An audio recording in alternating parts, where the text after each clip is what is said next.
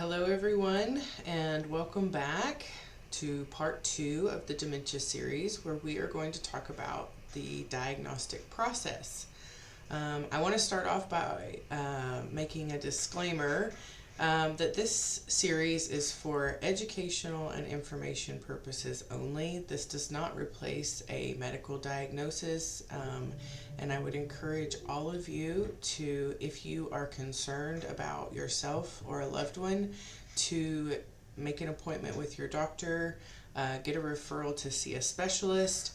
That way you can get your own diagnosis. So with that out of the way, let's begin. So we have to start off with a little bit more heavy information on the actual physiology going on within the brain. So we'll start off with discussing something called the neurodegenerative progressive disease.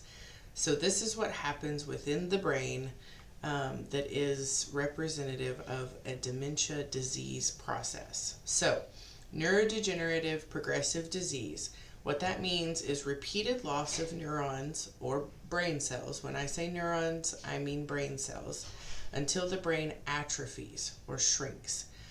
So what's going on? Why? What causes this process? It is where you have plaques and or neurofibrillary tangles caused by pathological protein production. So as we discussed in part 1, proteins are naturally occurring within the body, and where this process becomes diseased or pathological is when there's an overproduction of the protein or an improper metabolism, which leads us to the next part. Why too much protein? The influx of protein is the result of a disrupted metabolism of glucose in the brain. I'm sure most of you are thinking glucose metabolism, that's all things that happen in your gut when you eat food, and you're right. But the word metabolism, it comes from the Greek word metabole, which is just the word for change. And in this instance, it literally translates to chemical change. So it's a chemical change within the cell, within the neuron, and it happens all over the body. So every cell in your body exchanges nutrients for energy, which is the chemical change is called metabolism. So like I said, just changing proteins into energy. So in the brain, we have a reduced hypometabolism of glucose, which leads to oxidative stress and neuroinflammation or inflammation within the cell, and which leads to the protein pathology. So the overproduction of protein leads to the plaques, which leads to the tangles, which leads to the death. So neuron damage and synaptic breakdown. So once the brain cell is damaged due to the protein plaques or tangles, then it cannot communicate, which is the synapse. It cannot communicate with the rest of the brain. So when it can't communicate, it dies. So the damaged brain cell dies, and eventually this causes the brain to shrink. Because whenever the brain cells die, they're gotten rid of. So obviously after thousands and thousands of cells have died and then been gotten rid of, then you're left with less and less and less brain matter. So that's the process. That's why you can see physical changes within the brain. And it's important because all of these different dementia diseases have predictable and identifiable processes. So this process happens in a predictable order in predictable places within the brain, so that you can have an idea of which disease process you're dealing with. So let's move on now. Maybe. So before we get into the exact process of getting a diagnosis, I want to stress the importance of having a diagnosis. Many people wait and wait and wait a very long time past when they know something is off. Kids hate to, upset their mom or their dad by mentioning that they've noticed that they're a little bit off. Obviously the person who has dementia or may have dementia is embarrassed. They don't want to lose their independence. There's thousands of different reasons why people avoid getting a diagnosis. And while all of that it can be scary, and it can obviously be a hard pill to swallow, it is very important to have a diagnosis. That way that you have an early diagnosis, because if you have an early diagnosis, then your treatment options are better, and there are ways to slow the disease progression potentially, depending on the type. So I would highly encourage all of you, whether it's you or your loved one or a friend, if you know of somebody who may be struggling with dementia of any sort, I would strongly encourage you to receive a formal diagnosis and be under the care of a primary care physician as well as a specialist, and we're going to talk about that here. The first step in the process is to visit with your primary care physician, because if you're noticing a disruption in your cognitive function or any sort of dementia, delirium, anything like that, you want to see your primary care physician and describe the trouble that you're having. And the first thing that they're going to do is they're going to review your medical history. They're going to do some testings. They're going to look at any current medicines, because they're going to try to rule out a reversible condition. So you could have a urinary tract infection. You could have any sort of type of bacterial infection, if you have any wounds or respiratory conditions or anything going on like that. It could be a reversible situation that just needs treatment. So they'll look at all of that. They'll look at do a physical examination to assess motor function, sensory, reflexes, all of that stuff. Lab tests, again, looking for infection or any abnormalities within your lab work. And then they will also do a functional behavioral cognitive assessment, which is where I come in. So as a speech language pathologist, it's within my scope of practice to perform cognitive assessments. And sometimes they'll be done there at your primary care physician's office, or sometimes they'll send you to me and we'll complete the testing and then we'll submit it back to your doctor, and it kind of helps guide what the next steps are. So if everything with your doctor, with your primary care physician, there was no infection, everything, if they're in agreement that there's a possible dementia process going on, then they're going to refer you to a specialist. Now, sometimes, most often, that's neurology. They'll send you to a neurologist, but they may also send you to a psychologist, psychiatrist, depending on if your symptoms are more primarily behavior related, like mood disorders, depression, anxiety, those kinds of things, so that you may end up going to a more psychiatric specialist than a neurologic specialist, or a geriatrician. But it'll be a similar diagnostic process nonetheless. You'll undergo a neurologic exam. So they're gonna test reflexes, coordination, eye movement, speech, sensation, then probably complete another cognitive behavioral assessment, which is where you see me again, or we send over the results of the testing that you've already done with me.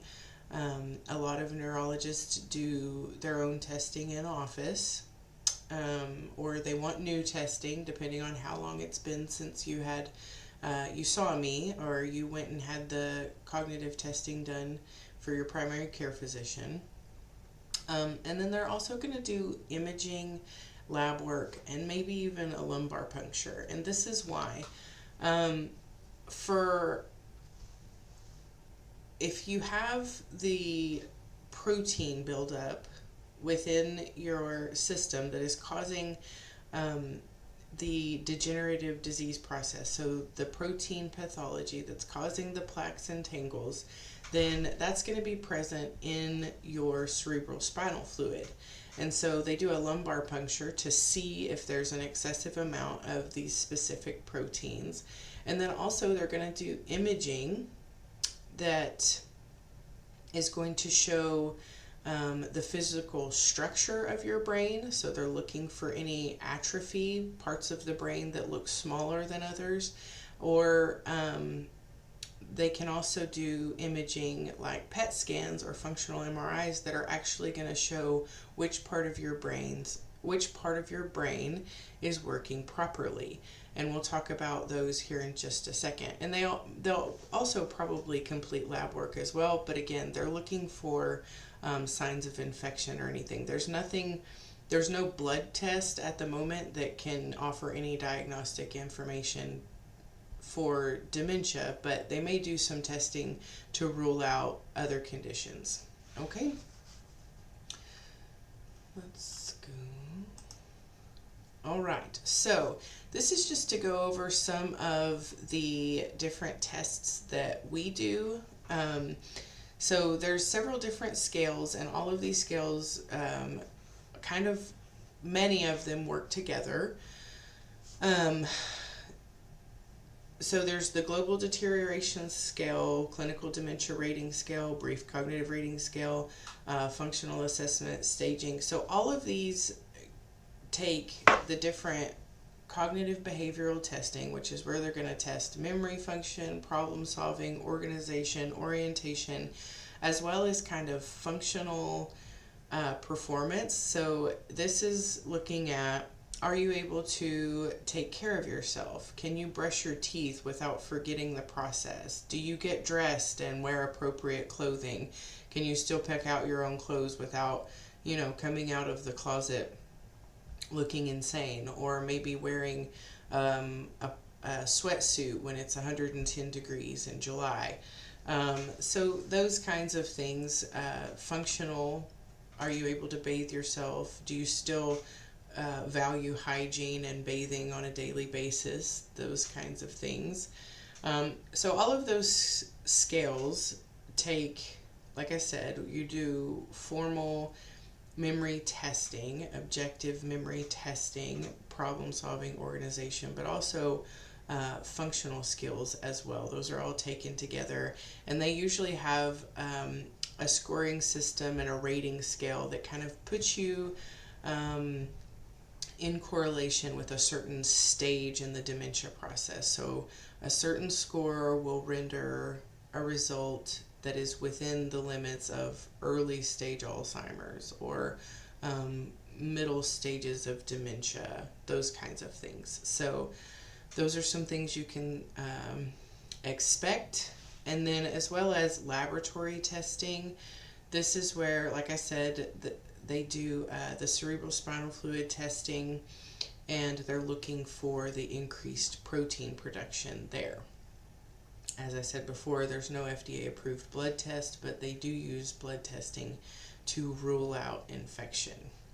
Okay, so now I want to kind of go over what the imaging looks like. So if you're having to do multiple scans, this is very important in the diagnostic process. And if they're not doing scans, if your provider has said that they're not going to do any imaging, I would encourage you to inquire why. Why not?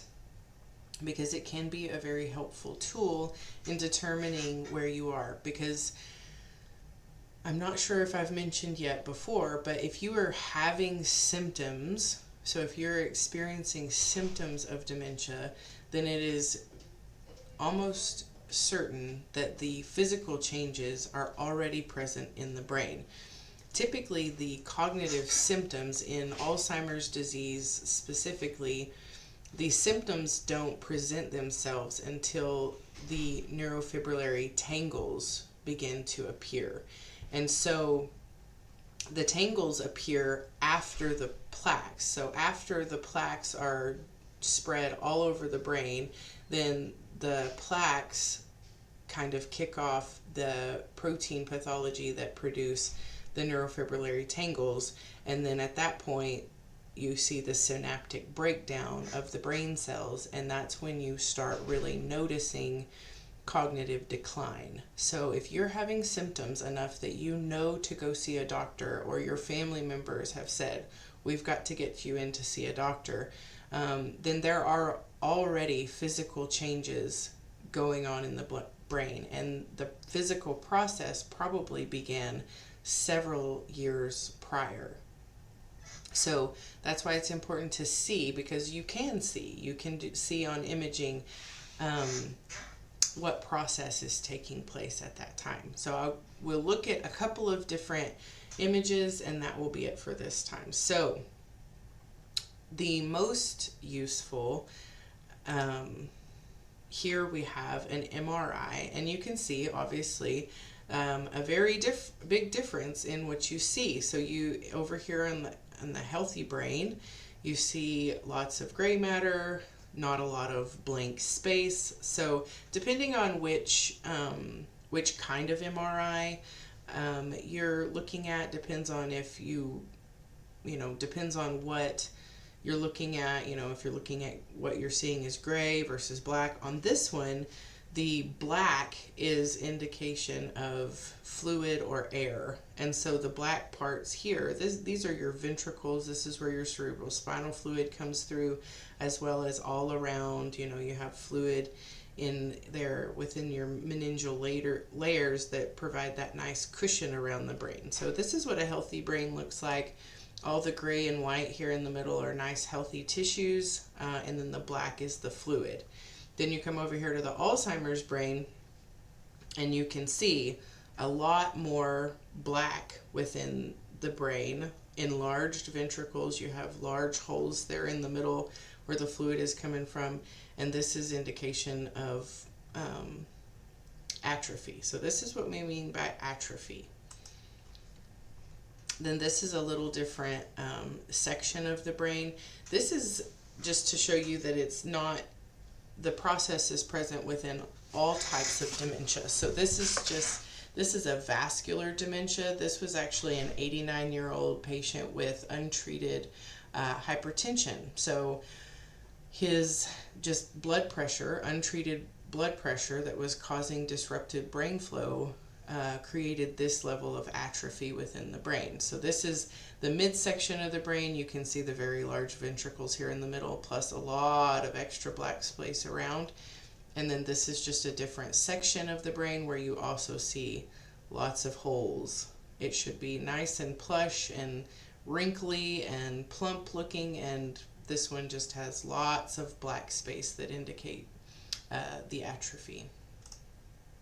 This is a PET scan. So you see here what a PET scan does, and this is why we talk about metabolism. In a PET scan, you're looking at how your brain metabolizes glucose. So if we know that the presence of a dementia process is caused by the hypometabolism of glucose in the brain, well, we have a test, an imaging study that it allows us to see which parts of our brain are properly metabolizing glucose, and that's in a PET scan. So over here you can see the normal brain, and it lights up in these nice reds and yellows all over the brain, both hemispheres of the brain, front and back, all over the lobes. Nice, good picture of good glucose metabolism. And over here, you have an Alzheimer's disease brain. And you just see very few little hot spots in the brain where you're actually getting good glucose metabolism. So this is indication of a pretty significant dementia disease process, neurodegenerative disease process.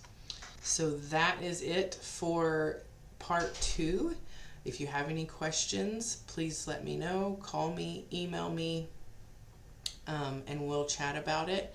And I'll see you next week for part 3, where we talk about, what treatment options there are. Thank you.